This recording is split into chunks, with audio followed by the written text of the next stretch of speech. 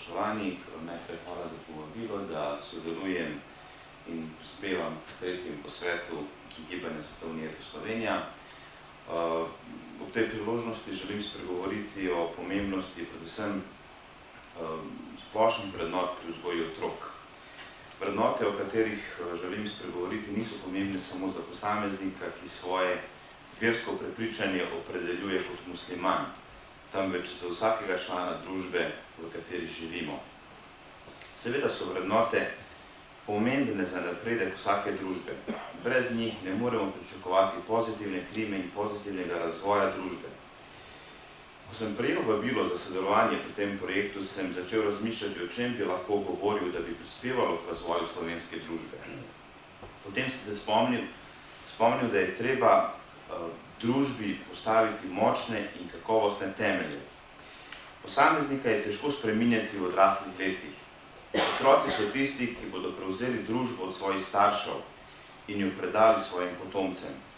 Gre za občutljivo zadevo. Družba je naše skupno dobro, ki ga moramo ljubosumno varovati, moramo ga razvijati in izboljševati. Zato sem se odločil, da povem nekaj besed o tem, da so vrednote sestavni del vzgoje otrok. Družina je najpomembnejša, najbolj občutljiva in najresnejša vrednota, s katero se srečujemo. Je temelj družbe. Če je družina kakovostna in postavljena na trdne temelje, potem lahko pričakujemo tudi stabilno in kakovostno družbo. Pri muslimanih ima družina velik pomen. Enači se odgovornost posameznika kot tudi pripadnika osnovne celice družbe, družine. Enako smo odgovorni za sebe kot tudi za ostale člane svoje družine. Pomen družine je viden, ko ugotovimo njeno vlogo. Družina je specifična po tem, ker se v njej izvaja vzgojni proces, ki zajema številne komponente. Če se poglobimo v teologijo, bomo videli, da so Božji odposlanci prihajali z razlogom, da vzgojijo ljudi. Torej, najpomembnejša obveznost staršev je pravilna vzgoja otrok. Na žalost, številni starši veliko bolj skrbijo za hrano in obleko svojih otrok. Po drugi strani pa zanemarjajo vzgoj njihove duše. Starši skrbijo za zdravje svojih otrok in pravočasno recimo opravijo cepljenje, opravijo vse potrebne preglede in tako dalje. Tako kot skrbijo za telesno zdravje svojega otroka, bi morali skrbeti za zdravje duše in jo preventivno zaščititi pred boleznimi. Takšen otrok, ko zraste, ne bo naklonjen grehu.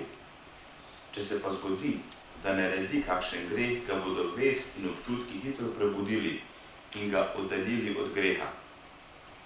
Ne glede na to, koliko je posameznik zaščiten, se mora izogibati slabi družbi, ker bo prej ali slej to slabo vplivalo nanj. Vsekakor ima najpomembnejšo vlogo pri vzgoji mati, saj je ona pri vzgojnem procesu najpomembnejši steber družine. Prihodnost in bodoča osebnost posameznika sta rezultat vzgoje in skrbi očeta in matere. Vsa delovanja, vedenje in dejanja očeta in matere puščajo sledi na občutljivi in nežni duh otroka. Vsak otrok je predstavnik rezultata kakovosti vedenja očeta in matere. Oče in mati sta dolžna skrbeti za prihodnost svojega otroka in dolžna sta nedolžnega otroka, ki je ustvarjen kot dobro, ne narediti slabega in nesrečnega. Ljubezen je najmočnejša veriga, ki povezuje člane družine.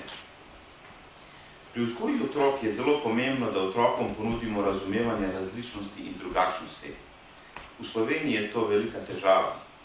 Generalno ne obstajajo kakovostne informacije v izobraževalnem sistemu, ki bi otrokom širile obzorja in sprejemanje različnosti in drugačnosti.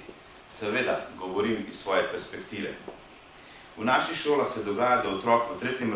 razredu osnovne šole zmerja svojega sošolca, ker je musliman, in mu reče, da zato ne sodi v tisto šolo.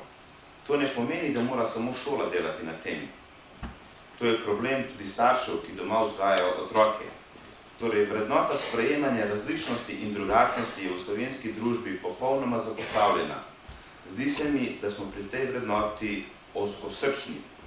Kot primer lahko navedem, da v vrtcih in šolah ne moremo recimo dobiti prilagojene prehrane za otroke, ki ne jedo svinjine, čeprav to prehrano plačujemo. Podobno je na primer v bolnišnicah. Praksa v sosednjih državah, kot je na primer Avstrija, je popolnoma drugačna. Zakaj je slovenska družba tako zaprta in ne sprejema drugačnosti, je tema, ki bi verjetno zahtevala posebej simpozij. A potruditi se moramo in pri vzgoji naših otrok malo več pozornosti posvetiti tej vrednoti, ker bo gotovo prispevalo k boljšemu razvoju družbe, v kateri živimo. Strokovna definicija multikulturalnosti je sožitje in skupno življenje, več kultur, več oblik kulturnega življenja v nekem okolju, državi. Prvi del te besede multi je beseda, ki označuje tisto, kar je sestavljeno iz več stvari. Multikulturalnost bi morala pomeniti bogatstvo neke družbe, ne pa način, da se neka kultura poskuša osiromašiti. Multikulturalizem je javna politika, ki skozi izobraževanje in medije promovira interes in znanje o različnih kulturah ter njihovo raznolikost in medsebojno spoštovanje. Multikulturalizem je kot kulturni pluralizem nasproten politiki asimilacije.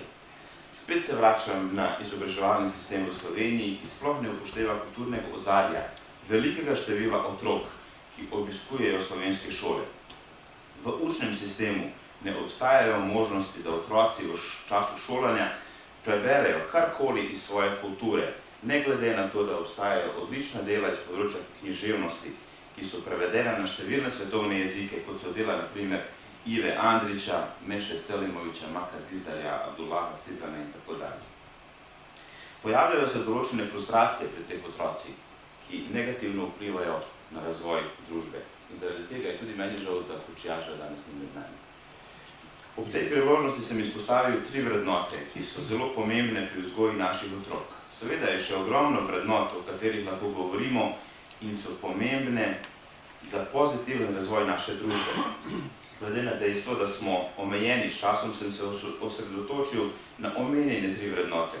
Za takšen naslov svojega prispevka sem se odločil zato, ker menim, da je prihodnost naše družbe odvisna od tistih, ki bodo kmalu prevzeli vajeti v svoje roke. Po mojem mnenju smo mi zgrešili pot. Po poslušanju vsakodnevnih poročil in težavah družbe, s katerimi se soočamo ali spremljamo, lahko samo upamo in se trudimo, da pravilno vzgojimo svoje otroke in prosimo Boga, da jim pomaga pri boljšem in skrbnejšem vodenju družbe, v kateri živimo. Hvala lepa.